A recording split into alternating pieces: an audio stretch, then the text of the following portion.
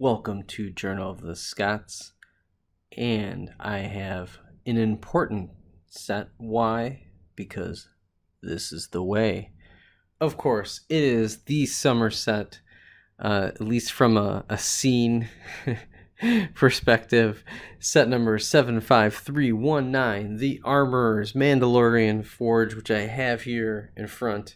And of course, it's just the set. I'm not behind the camera today. That's okay, because I wanted to make sure it was set up, looks good, and show off all of the amazing features. And this one, again, I encourage you to check out some of my Cantina building series. It will be featured in my underground of the Cantina that I'm building. Of course, this was a critical set for me. Normally, I'd probably wait for a deal, but I had to have it. Happened to have a gift card, and it was time to burn that gift card to acquire this awesome set. And we'll go over why I think it's such a blend of collector, especially from the minifigures, and I think there's also some great pieces in this set, and also I'm sure many kids who are now hooked on Baby Yoda, the Mandalorian, and in that franchise now has a great play set to go with the Trouble on Tatooine, the Mandalorian battle packs. Maybe they were able to snag the Razor Crest, the Marauder that's been out. So there really are a ton of sets. Starting to kind of filter their way in, and this is one where I think it's one of the most important scenes. I really feel like from season 1. Din Djarin was in this area twice.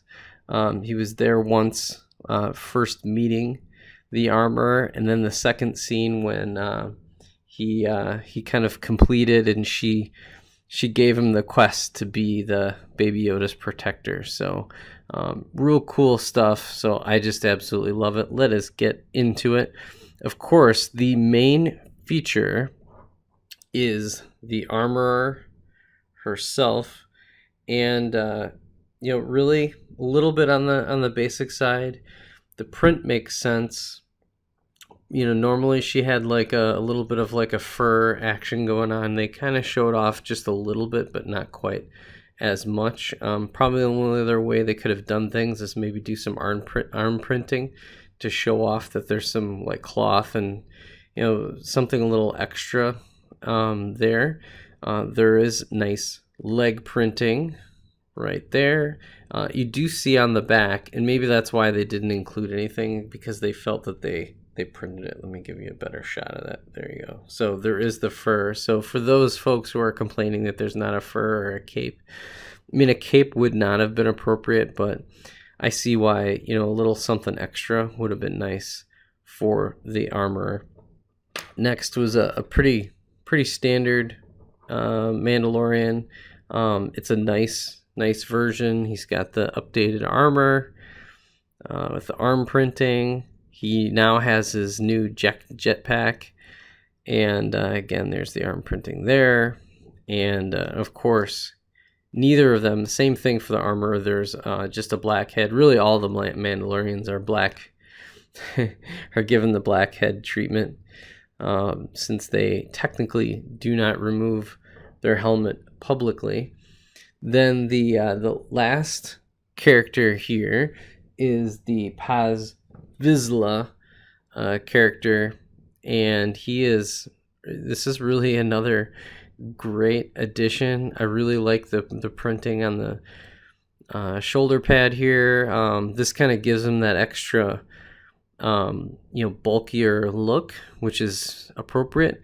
I don't necessarily love this little accessory that they give him. I feel like it's kind of missing something, and I don't know, maybe I'll have to check back to the source material. The backpack doesn't look terrible, but it's just I don't really completely get it.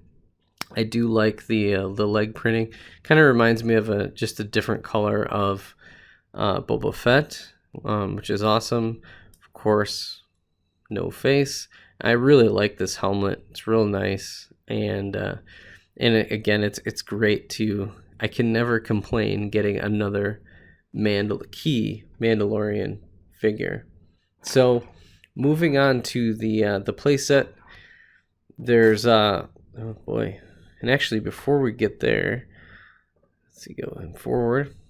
Actually, I forgot to make one of the guns. Actually, I'm missing a gun. Interesting. Anyways, but actually, it's Din Djarin's gun that goes there, so I'm good. All right, so these are the spare pieces right here. So it was a decent amount of, again, all small parts that you'd expect, like a couple studs and connectors and a few things here. I do like getting an extra grenade. That's kind of nice. Right there. Again, a couple tiles, so it's very, very solid. I do like that. I have it set up right here where it's separated. So let me kind of shift over a tad, move everybody over. This is the actual foundry section itself. Many complaints. There is an attachment point right there. So right there it can connect in. I'm kind of electing not to. I'm probably going to take this apart and actually build it into the city. I'll take some of the elements and use them, but I may not take everything because it's not really perfect. It's a really nice set, but I don't know if it'll actually play perfectly into my underground. The other piece here is that this is slightly offset, but it does kind of move around, so you can kind of position it a little bit. You can kind of play around with this a little bit, like so. It does completely swing, so it could, can kind of remove things, and then boom. I don't know what this exactly does. Maybe it kind of helps the heating process. I thought it was pretty cool to get an extra, like a smelting tool like that. That's pretty neat. I love getting all of these blue flames. And then this was a little bit of a mess to kind of put on. You had to do stickers. Here's the sticker sheet. They kind of hit you with these curved ones, which are really difficult right out of the gate. Here's a little table. You're kind of turning it around. There's, again, and I've seen folks that do full reviews, and they kind of showcase how one good thing is that you can an actual scene where there's useful spots where they can put their tools and stuff like that. So that's really neat. I mean, I think I've been dying to get something quite like that. I have to look at the source material to see if there's some enhancements that I can make. But overall, this feels good. It's a good starting point for me. I definitely like getting all the stickers to kind of make this a little bit more official. Then kind of jumping into the other feature here. It's really kind of like it shows a joint, but they use it's an A-frame here, so it's really kind of like a curved corner here, which I'll probably definitely switch up. I won't keep it the same. I absolutely love this entrance. It's basic, but with this sticker piece, and it is on both sides. There's one here, one there. I love the coloring. These are great pieces. I'm not sure I know what this portion right here, it looks okay from this side, but it just does not really clear to me. I don't know. It's just okay. I do like kind of the broom so the armor can keep an area clean. There's a nice blank helmet, which is really nice. I imagine some people would probably get some stickers and maybe customize that a little bit. And then there's an accessory right down in here. And it's an okay entrance. I think the entrance is kind of ruined by this setup right here. So the person wouldn't really be able to come in. So I don't really understand the logistics of this set. Again, it looks nice, but I'm not completely sure I get it. Also, I'm really appreciative that there's a second sticker, but this doesn't, it doesn't look complete on this side compared to here. This is all very busy, and then there's like nothing on this side. So I'm not sure why they put that sticker again. I'm appreciative. I'll definitely use it in my mock, so I'm really excited about getting 2 stickers because I do have 2 entrances, and it'd be nice to have 2 stickers. Otherwise, I normally wouldn't do it in this capacity. Then I'm going to go left to right.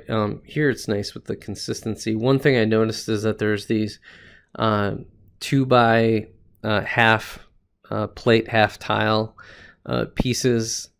There's a lot of those throughout here, and I'm just wondering if it just looks a little cleaner instead of having a 1 by 2 and then another like a tile next to it, and then it shows like a crease. So they actually put a bunch of those throughout the build, especially on this side.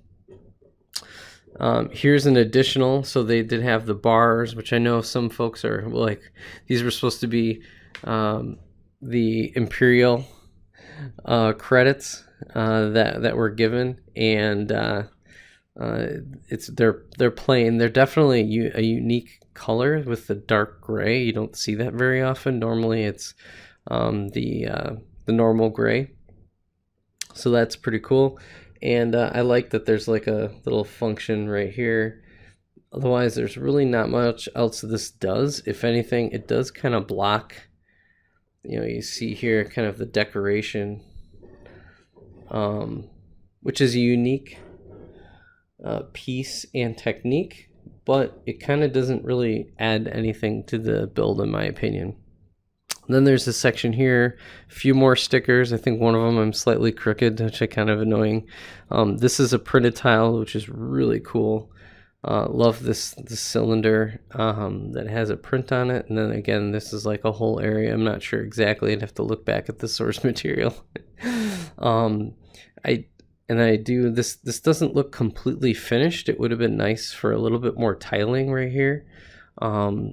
I don't know if that would have looked awesome, but I kind of feel like they could have provided some maybe dark tan, or maybe some like a light gray right here to kind of like finish off the look.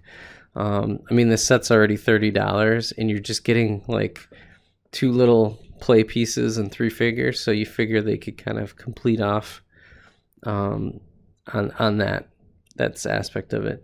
Then the last piece that I'll touch on is the cabinet. It is kind of like a removable, so there's like a secret, entrance or whatever, and so you never know. I might play into my hand here. I do like this cabinet. It has many purposes here.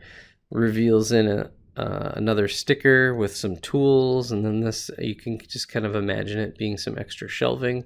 What's really nice too is it does work pretty well, and it breaks right off, and then it reveals some additional. I put there's another weapon in there, and another incendiary grenade, and then there's another gold bar, or excuse me, the credit bar that's in there. Then it closes up nice, and this print is a really good print to get, so that's pretty valuable. Overall, the stickers themselves, while annoying, are very, I would say, very valuable, and some of the tile pieces are really nice too. So overall, really good. Whoops, let me put that back here. So, and here's what the bottom looks like. They just use like a standard. Again, they used the frame. They used a little bit of those wing pieces, and then they used a couple plates. I think 4 by 8, something along those lines, I think is what that is. So real good. The one thing that was interesting is that they used this, that brick right there. It gave a little bit of extra texturing. There wasn't any like sort of function with it. So that is a little bit of an interesting feature. So that's it. That's the Armorer's Mandalorian Forge. I've been really waiting for it. Look for me to update and showcase how I modify this. I'm going to probably do a little recoloring, little modifications, and build it into my underground Cantina Mock, which I am excited about. So, till then, next time, this has been a little bit of a long review. Hope you were able to hang in there, and of course, this is the way.